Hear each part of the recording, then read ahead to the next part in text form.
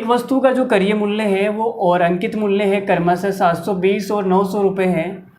जब इसे x% की छूट देकर बेचा जाता है तो लाभ जो होता है वो 5x/3% है। तो x का मान ज्ञात कीजिए। क्या ज्ञात करना है? x का मान ज्ञात करना है। Find the value of x। तो भाई देखो यहाँ पे डिस्काउंट भी दिया हुआ है और यहाँ पे प्रॉफिट भी दिया हुआ है और सीपी और एमपी भी दी हुई है।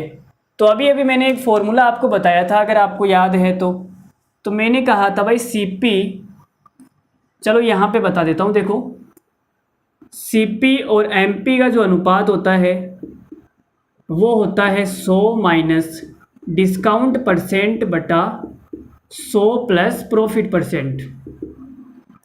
भाई इस सवाल को देख के आपके दिमाग में यही आएगा, ठीक है, कि सर ने, गुरुजी ने यही बताया था कि सीपी और एमपी का जो अनुपात होता है वो ये होता है। इस सवाल को देख के आपके दिमाग में यही आएगा। बोलो यही आएगा ना, और तो कुछ नहीं आएगा।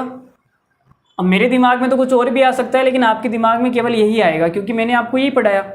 लेकिन इस सवाल को करने का मैं दूसरा तरीका भी बताऊंगा, टेंशन मत लो, मस्त तरीके से बैठो यार तुम। मतलब मेरे पास में जितना भी ज्ञान है ना सारा दूंगा मैं तुम्हें, बस तुम आराम से बैठे रहो, ठीक है।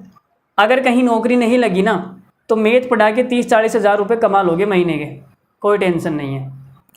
देखो तो सीपी और एमपी का जो अनुपात है 100 माइनस डिस्काउंट परसेंट बटे में 100 प्लस प्रॉफिट परसेंट। तो आपने कहा सर जो सीपी है वो 720 रुपये है और जो एमपी है वो 900 रुपये है।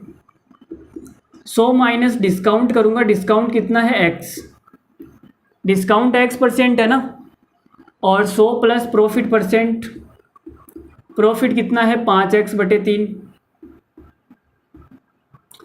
तो ये कितना आ जाएगा, 0 से 0 चला जाएगा। 18 चौक 72 और 18 पंजो 90, 4/5 आ जाएगा। अब क्रॉस गुणा कर दो भाई, क्या कर दो, क्रॉस गुणा। तो ये 5 से गुणा हो जाएगा तो कितना आएगा 500 माइनस 5x बराबर, ये 4 से गुणा होगा तो 400 प्लस 5x करूँगा 5 चौक 20, तो ये आ जाएगा 20x/3। तो देखो भाई 400 इधर आके माइनस का होगा, 400 500 में से माइनस का होगा तो 100 बचेगा और ये माइनस का 5x उधर चला जाएगा। ये कैलकुलेशन तो कर लोगे ना, तुम खुद ही कर लोगे यार। तो यहाँ से मैं एलसीएम लूँगा तो कितना आएगा, ये 5 या 15, 15 और 20 कितना होता है, अरे भाई 5 दिया तो आ गया 15, 15 और 20 कितना हो जाएगा 35। तो ये आ जाएगा 35x/3। तो x की वैल्यू कितनी आएगी 300/35 बराबर आ जाएगा x। तो 35 का भाग दोगे इसमें कितना आएगा, कितनी बार जाएगा भाई, कौन बताएगा। देखो भाई 35 का भाग कितनी बार जाएगा, 35 पंजो कितना होता है, 35 दूना 70, 35 तिया 105, 35 चौक 140 और 35 पंजो 175, 35 छिग्गा 210 और 35 सत्ता 245, 35 अंटे कितना हो जाएगा 280, 35 अंटे कितना होता है 280 होता है क्या, 8 पंजो 40, 8 तिया 24 और 280, सही है। तो यहाँ पे देखो 300 है, यहाँ पे 280 आ गया, तो मतलब कि जो आंसर है वो 8 से तो ज़्यादा ही आएगा।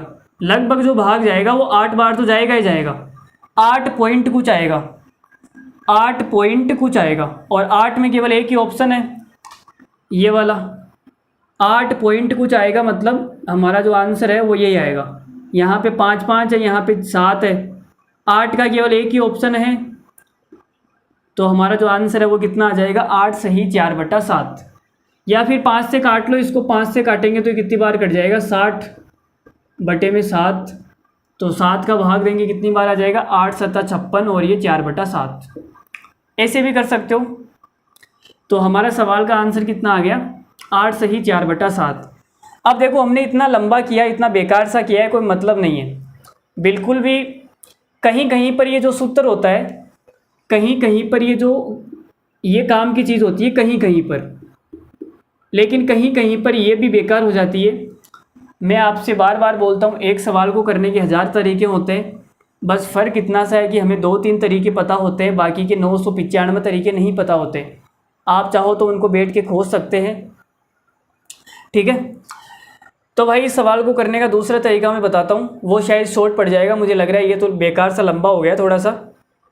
तो दूसरा तरीका ये है, देखो यहाँ पे मैंने कहा ये सीपी है, और सीपी में जब प्रॉफिट को जोड़ा जाता है तो एसपी आ जाती है। ये एमपी है, एमपी में से डिस्काउंट को माइनस करेंगे तो एसपी आ जाएगी। तो यहाँ देखो सीपी और एमपी, इसके बीच का जो गैप है, इसके बीच का जो गैप है उसके अंदर प्रॉफिट भी आएगा, क्योंकि ये वाला प्रॉफिट है और ये वाला डिस्काउंट है। तो सीपी और एमपी का जो गैप है, इसके अंदर प्रॉफिट भी आएगा और इसके अंदर डिस्काउंट भी आएगा, ठीक है ना। तो यहाँ सीपी कितनी है, आप बोलोगे सीपी है 720 और एमपी है 900। अब इनका गैप कितना है, इनका गैप कितना है भाई, तो आप बोलोगे सर गैप आ जाएगा 180। इस 180 में प्रॉफिट भी है और डिस्काउंट भी है, प्रॉफिट भी है और डिस्काउंट भी है, दोनों 180 के अंदर है। अब प्रॉफिट कितने का है, x% का, सॉरी प्रॉफिट है 5x/3% का। और प्रॉफिट किस पे निकालते हैं, करियर मूल्य पे निकालते हैं। तो 720 का मैंने निकाल दिया 5x/3%।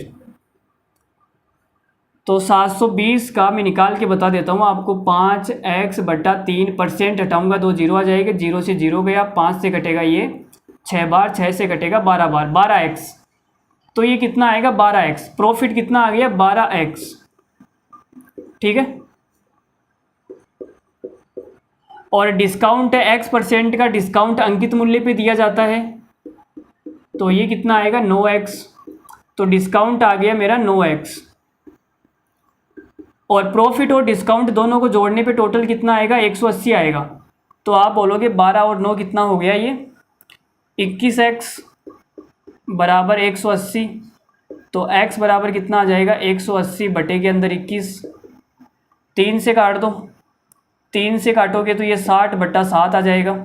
तो सेम आंसर आएगा 8 सही 4/7। तो ऐसे भी आप कर सकते हो, देख लो आपको कौन सा तरीका अच्छा लग रहा है।